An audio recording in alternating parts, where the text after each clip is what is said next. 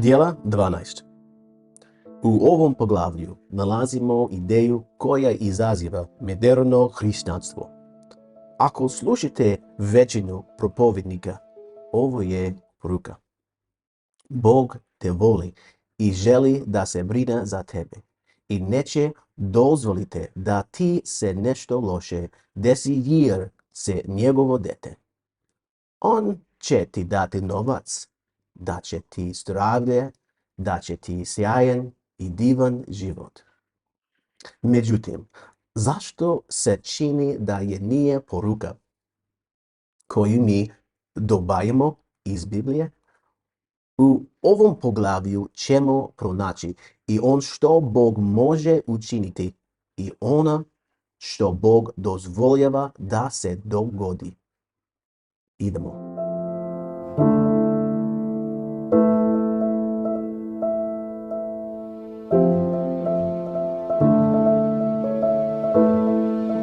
Prvo osoba koju nalazimo u ovom poglavlju i koja je hrišćanin je čovjek po imenu Jakov. Za Jakova ovdje u 2. stihu nam je rečeno da je bio Jovanov brat. Također, kaže da je Jakov, Jovanov brat, ubijen mačem. Jedini razlog zašto je ubijen mačem je zato što je ovaj čovjek bio hrišćanin. A Irod, car, je pokušavao da zaustavi one koji veruju u Isusa Krista. Zato se u 1. stihu kaže da je Irod, car, pružio ruke da izazove probleme ljudima u novozatvenoj crkvi. U 3. stihu se također kaže da Irod nije želio da stane na tome. Hteo je da uzme i Petre. Pitanje. Ako je moderno hrišćanstvo tačno, zašto je Bog dozvolio da Irod ubije Jakova, Jovanovog brata? Odgovor je ovaj. Savremeni Isus Kristus, moderni crkva, nije istinit. Hajde da vidimo. Šta će biti i sa Petrom?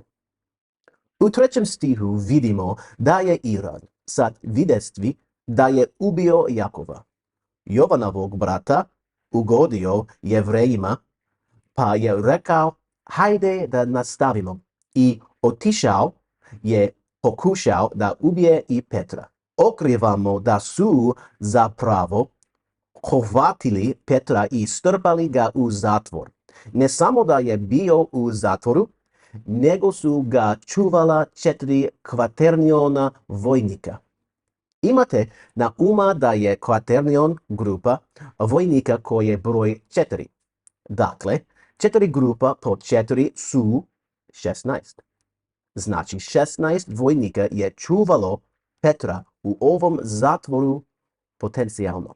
Nalazimo da je grupa vernika pažljivo posmatrala i molila se Bogu da pomogne Petru. Znali su da Bog može da uzvuče Petra iz ovog zatvora, ali nisu znali da li će Bog to učiniti ili ne. Sada je Petar bio vežan sa 2 lance, a vrata zatvora su bila zaključana i zatvorena. Iznenada je jedan anđeo ušao u zatvor, potapšao Petra po boku i podigao ga u isto vrijeme kada su Petrovi lanci spali. Anđeli su rekli Petru da obuče svoju odeću. I on je tu učinio i oni su pobegli iz zatvora. Kakav divan događaj se desio te noći, zar ne? Bog je nekim čudom poslao anđela, samo jednog anđela. Mogao bi reći i skinuo Petrove lance i otvorio vrata. Kakve velike stvari Bog može da učini ako to odluči. Kraj priče je da je Petar otišao da pronađe skup hrišćana. A kada ih je našao, oni nisu mogli da veruju da su dobili odgovor da svoje molitve.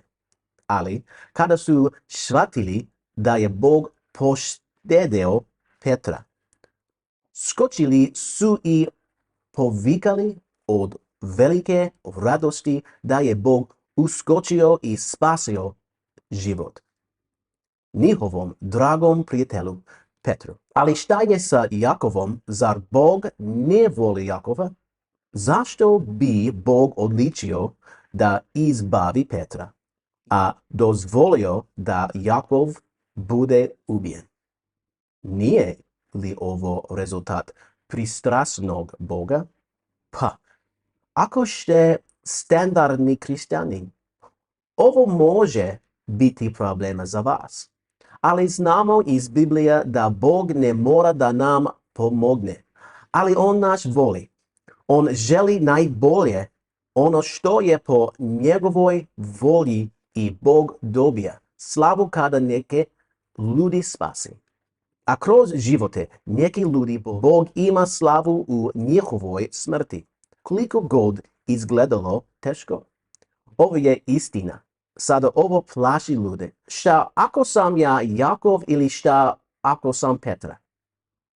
Hoćeš da mi kažeš da moje molitve možda neće biti uslišene? Tačno. Vidite da Biblija uči da kiša pada i na pravednje i na nepravednje, na dobre i na zle. Dolazi vetrovito, loše vreme i uništava i hrišćanske i nehrišćanske kuće. Kada dođu poplave, uništice i dobre i loše. Međutim, ako Bog odluči da interveniše, može se dogoditi čudo. Bog može da čini sve šta On hoće. Šta možemo da naučimo iz ovo priče iz 12. poglavlja dela?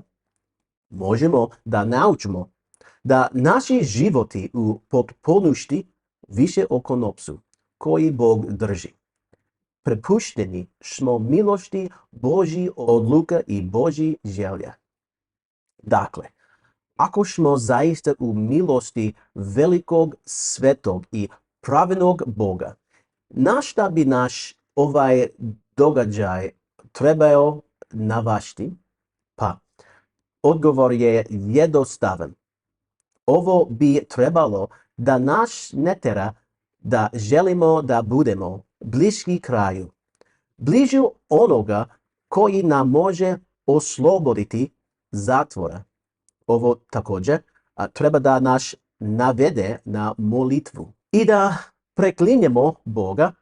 Vidite, crkvu koja se okupljala, vernici koji su je okupljala, molili Boga da se Petra izbavi iz ovog zatvora. Znali su da će Petar verovatno umreti. Toliko su to znali da su bili super iznenađeni. Kada je Petar pokazao gore na njihovim vratima, ali ipak su se molili Boga. Ovo bi trebalo da bude i naš rezultat. Trebalo bi da naučimo da molimo Boga. Trebalo bi da naučimo da se molimo. Iskreno, nauči da naš može doživjeti ista sudbina kao Jakov, koji je također bio hrišćanin, također vernik i također sledbenik Isus Krista. Žen se svojom smrću postao primjer ostalima. Strah je miješao na hrišćane. Knjiga Dela je napisana hrišćanima. Poglavlje 12 nam pokazuje da je hrišćanima dozvoljeno da trpe progone i da im je dozvoljeno da bude ubijani. Dozvoljeno je da budu ubiljeni. Ali ovo poglavlje nam također pokazuje da hrišćani imaju velikog i moćnog Boga, da čak i njegovi anđeli mogu razbiti lance i otvori vrata koja su se nekada činila nemogućim. Dragi hrišćani, Bog nije dužan da odgovori na tvoje molitve. On nije tvoj rob. On ne mora da te sluša. Međutim, Bog vam dozvoljava da razgovarate sa njim. Bog vam dozvoljava da mu iznesete svoju molbu. Dakle, ovo je zaključak, bojite se Boga i shvatite da Bog kontroliše i Bog dozvoljava da se stvari dogode. Ali Bog također može otvori bilo koja vrata.